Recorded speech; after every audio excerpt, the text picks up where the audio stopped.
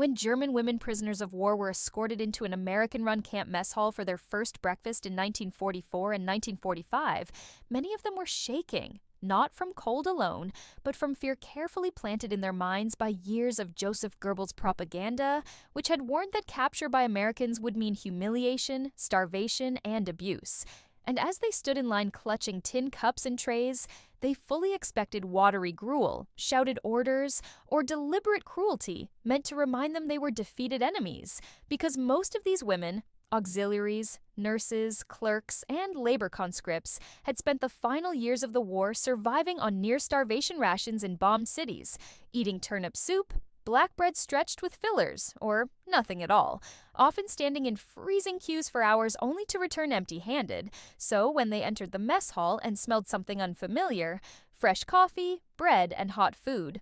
their first reaction was confusion rather than relief. According to diaries, interviews, and camp records, the women were instructed calmly to sit, wait their turn, and eat. And instead of being barked at, they were spoken to through interpreters in measured, respectful tones, and then trays were placed in front of them holding scrambled eggs or oatmeal, real bread with butter or jam, warm porridge, fruit when available, and steaming cups of coffee or milk. A sight so shocking that several women reportedly stared at the food for long moments, convinced it was a staged deception meant to soften them for interrogation, because Goebbels' broadcasts had insisted that Americans lived on excess while deliberately starving prisoners. Yet, here was proof that abundance was being shared, not withheld. Some women hesitated to eat, whispering to each other that the food might be taken away if they moved too quickly, while others broke down in tears at the first bite, overwhelmed not just by taste but by the sudden return of normalcy.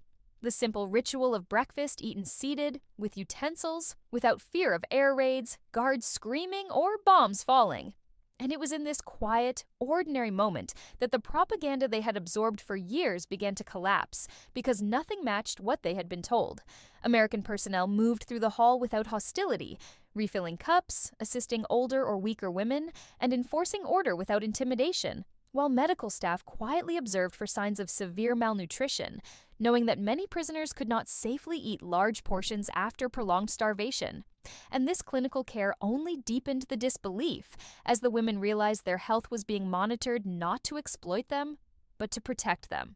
Later testimonies revealed that breakfast became the most emotionally powerful meal of the day, because it marked a beginning rather than an end. A moment where the night of war, bombing, and fear gave way to daylight, routine, and safety. And many women wrote that it was during those first breakfasts that they finally understood how completely they had been lied to, not just about Americans, but about the world beyond Nazi control. Conversations at the tables shifted from fear to stunned reflection, with women quietly admitting that they had eaten better as prisoners than they had in Germany for years. A realization that carried both relief and a deep sense of betrayal, because the regime that demanded total loyalty had failed to provide even basic nourishment, while the enemy they were warned against upheld international standards and human decency. Historians note that American POW policy was designed to be orderly and lawful rather than generous. Yet the contrast with late-war Germany was so extreme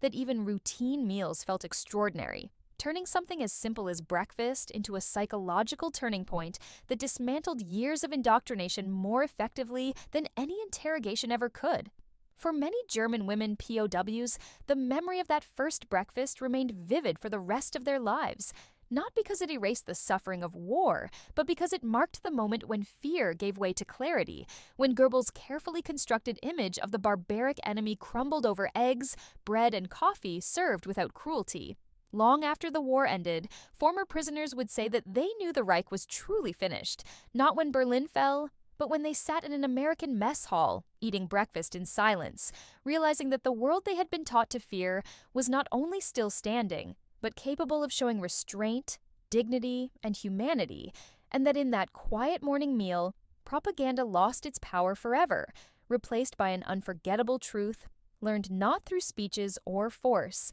but through the simple, undeniable reality of being fed like a human being again.